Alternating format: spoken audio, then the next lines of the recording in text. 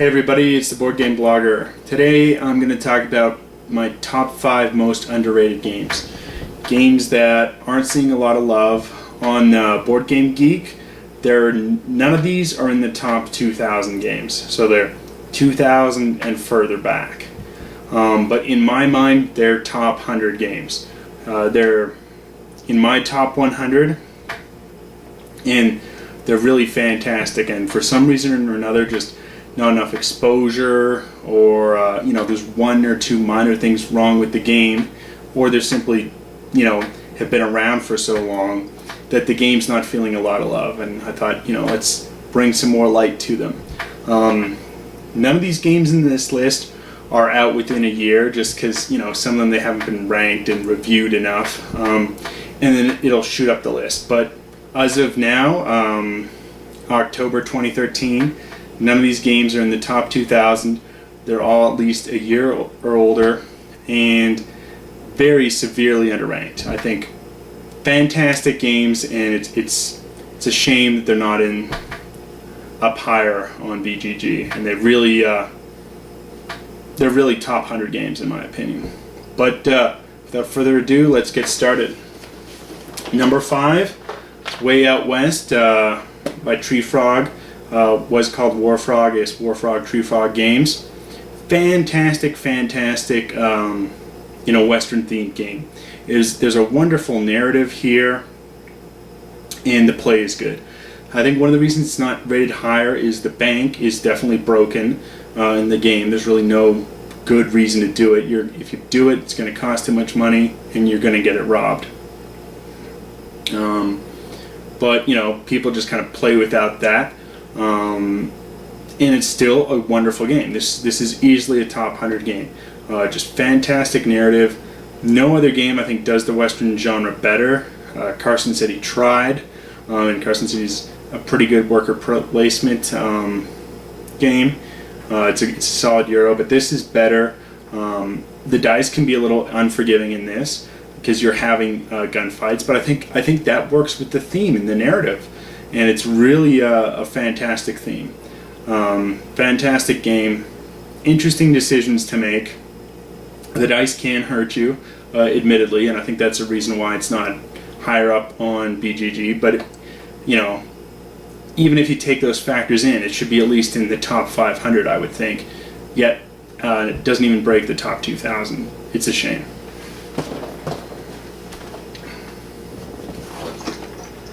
Number 4 here is Cairo.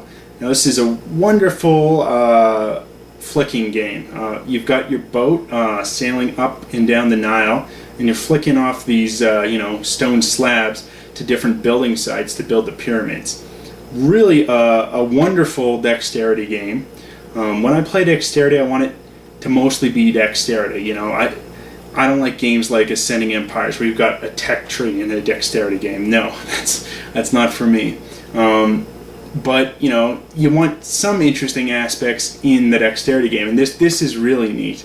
You're rolling the die to see how far your ship goes up the Nile to see what kind of building site you can deliver to, and then the die roll determines which finger you use. So you could be flicking with your pinky, your index, your middle, your thumb.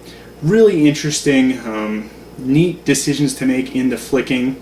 Knocking other players' pieces out of the building site. You have bigger blocks worth more points. You've got your dice, which can be worth more points. You've got a dice that you can flick off your boat. Really a lot of fun. I don't even think this game's in the top 4,000, which is that's just mind-numbing. I guess there's not a lot of dexterity love on the Geek, but this should be top 100. It's really fantastic. One of the best dexterity games out there. If you can find yourself a copy, rush out to get it.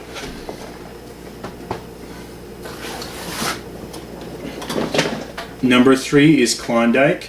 This is another wonderful dexterity game.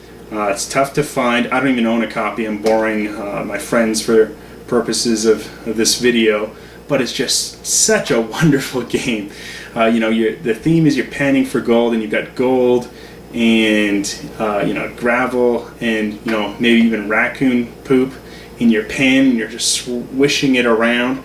Try to get out the non-gold pieces, keep the gold in your pen, have everything else go out, while other players are betting on that, and that can magnify their own gold earnings. Wonderful, wonderful dexterity game. This needs to get back in print. I'm surprised it isn't. Haba tends to reprint their own games, after 5-6 years, if it's popular. This one, Kenner Spell the Yar, 2001. So, I mean, that's a big big recommendation, and for this game to not be in the top 2,000, I don't understand it. Another fantastic game. It's in my personal top 100.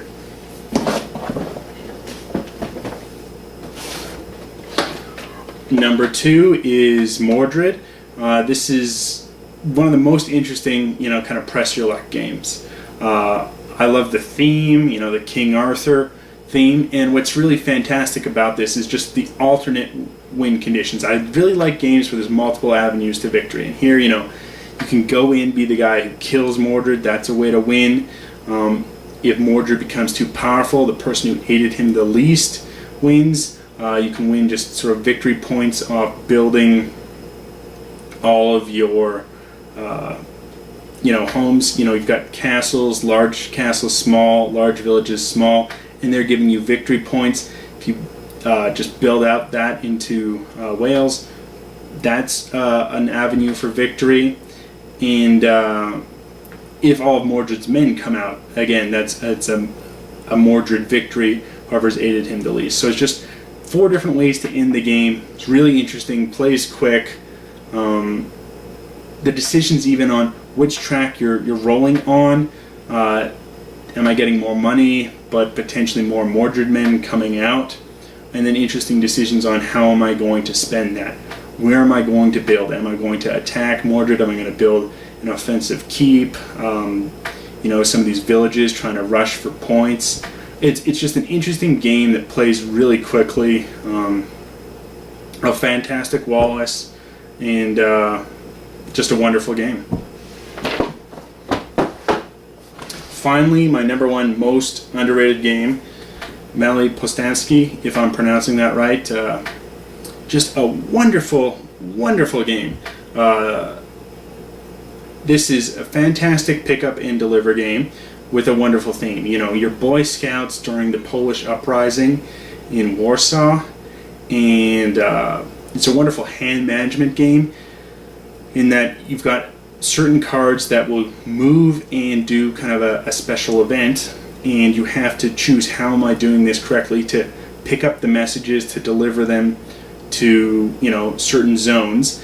And it's sort of semi-cooperative, because if these messages don't get delivered at all by anyone, then the Germans take over that part of Warsaw, and it's cut off, and you can't go through it, making it more difficult to deliver the other messages. Just a brilliant game, and this is in my top 10 games. I think I put out a top 10 list a while back. This has kicked out one of those games. This is now in my top 10, and for this game to not be even in the top 2,000 on BGG it's a travesty. I don't understand it. Maybe people just don't like pick up and deliver games, but there's other ones that are higher rated there on BGG, whereas this is fantastic. Wonderful theme, wonderful graphic design. I mean, the art's wonderful, and the gameplay is fantastic. I love sort of hand management games where you're playing the cards. It's almost like a CDG, because you're playing the cards to move your units and do kind of an event with that unit that kind of moves them, but in a more unique way than just kind of along the spaces. Wonderful game, wonderful theme. Mali Postansky, in English, Little Liberators. Wonderful game. Go out and get it immediately if you're interested in the theme, which is wonderful and unique. I think promoting, even scouting, which is a wonderful system, and great gameplay. Anyway, those are my top 5 most underrated games. If you can find them, go out and play them. They're all in the top 100 in my opinion. Little Liberators, my top 10, and it's really a shame that these are not even in the top 2,000 on BGG. Anyway, till next time on the Board Game Blogger.